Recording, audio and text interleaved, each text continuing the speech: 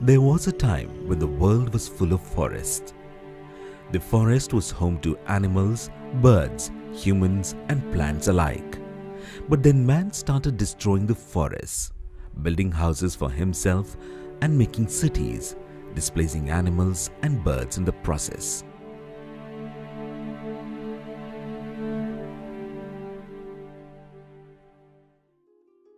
The story of Bhubaneswar, the capital city of Odisha, is no different.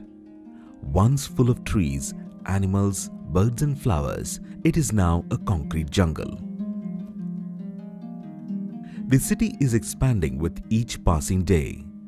The forests are shrinking, animals and birds are vanishing, and the ecological balance is upset. In a bid to find a solution to this grave problem, a sanctuary comprising forested areas of Cuttack and Khurda districts was created in 1982. It was known as the Chandaka Sanctuary.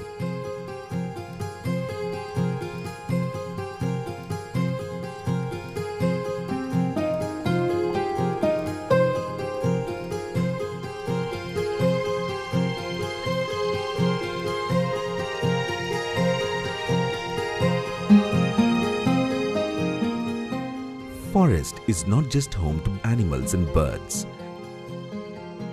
It also provides them food, water and air, and thus is an integral part of their lives.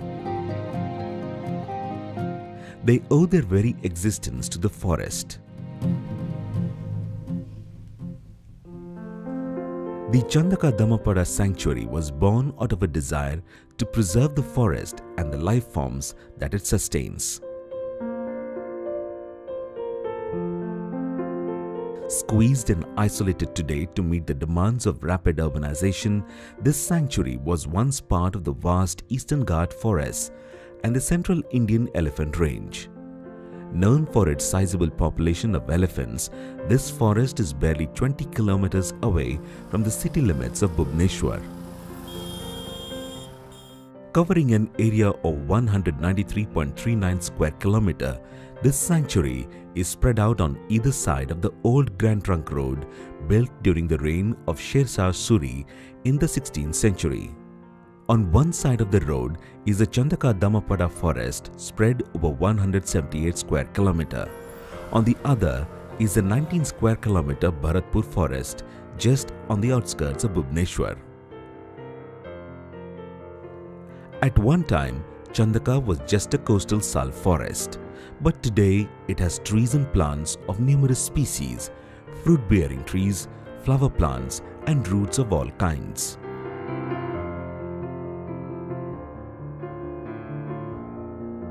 A whole range of medicinal plants like Kochila, Kumbhi, Kalicha, Baidonko, Guluchi, Satavari and Kurchi. The Kangada plant seen here is not found in any other forest in Odisha. The plentiful availability of Kumbhi, Boro, Osto, bamboo and Lajakuli here is a major attraction for elephants for whom the sanctuary provides a safe and secure habitat. Dotted with several lakes and full of their favorite food, they roam the jungles without fear of conflict or attack, without a care in the world.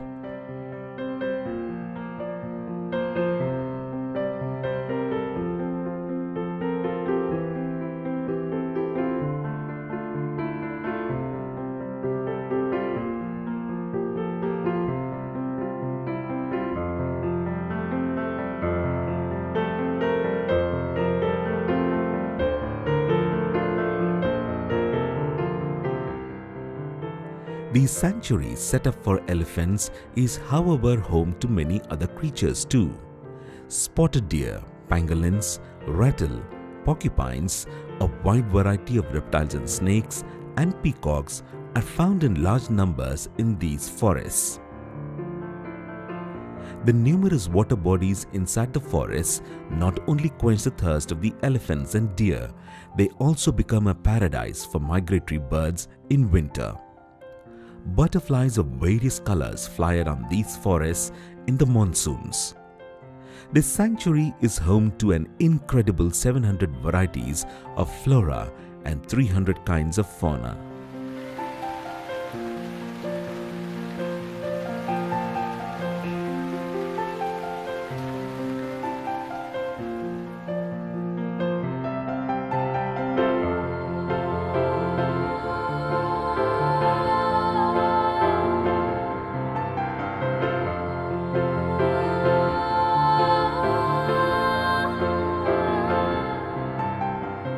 Once on the verge of extinction, these forests are now resplendent again with a thick layer of greenery after the formation of the sanctuary. Home to a large number of endangered species of animals and birds, it has now become a treasure house of biodiversity. As per a recent count, 8 to 10 elephants are roaming inside the forest, which is indicative of its productivity potential.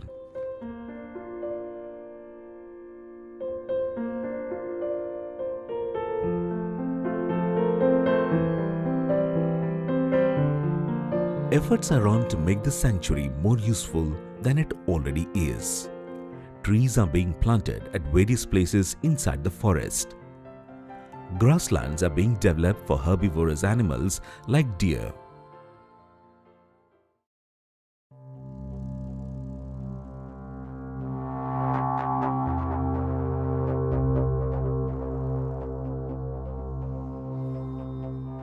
Watchtowers have been erected to keep an eye on the movement of the animals and local people in various parts of the sanctuary. Villagers living within the sanctuary limits are warned about the movement of the elephants well in advance. This has significantly reduced the potential of man-elephant conflict. Poaching has now truly become a thing of the past. This in turn has led to an increase in the number of animals in the forest.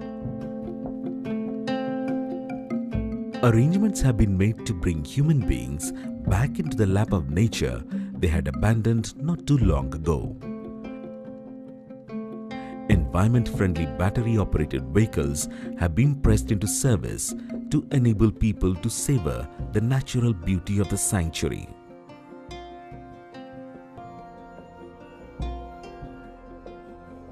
Animal lovers, tourists and researchers can partake of the breathtaking beauty and see the animals at places like Jalara, Ambilo, Godibari and Matung inside the sanctuary. Remains of an ancient fort built during the reign of Anantavarma Chodaganga from 1078 to 1147 AD are located at Bualigada and Chudangagada within the sanctuary limits. A secret tunnel connecting the place to the Lingaraj temple built during the same period is found at Chudangagada.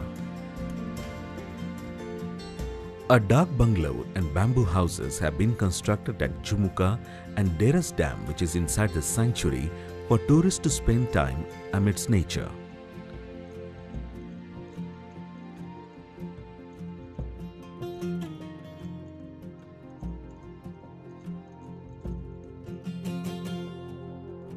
A training center for adventure sports like rock climbing, rappelling and river crossing have been set up at Damapada. In an effort to make this sanctuary more attractive for tourists and make them more aware of its importance, there are plans to launch a safari in the near future.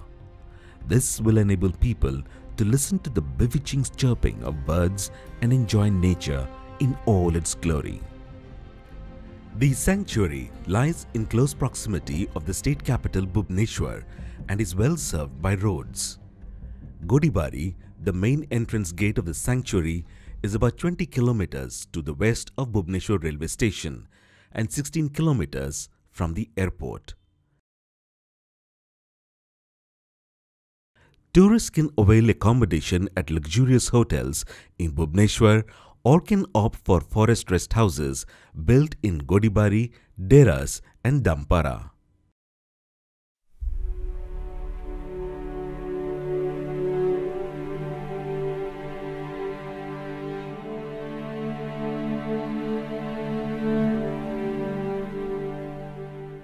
This sanctuary, which has saved itself from the ravages of urbanization and emerged as home to hundreds of species of animals and birds, is a great example of conservation. It also serves as a warning bell for the modern man who has forgotten his roots. The world is crucially dependent on environmental equilibrium. This equilibrium, in turn, is dependent on the coexistence of man and forest, a state where man, animals and birds can coexist in peace, harmony and mutual interdependence.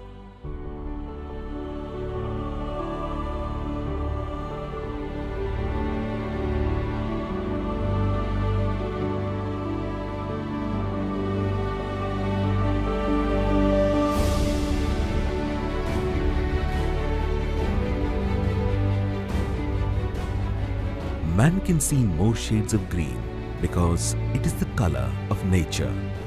Man is born out of nature. It is his mother. Therefore, it is the responsibility of man to take care of it, preserve it, conserve it, and make it a better place for all living beings.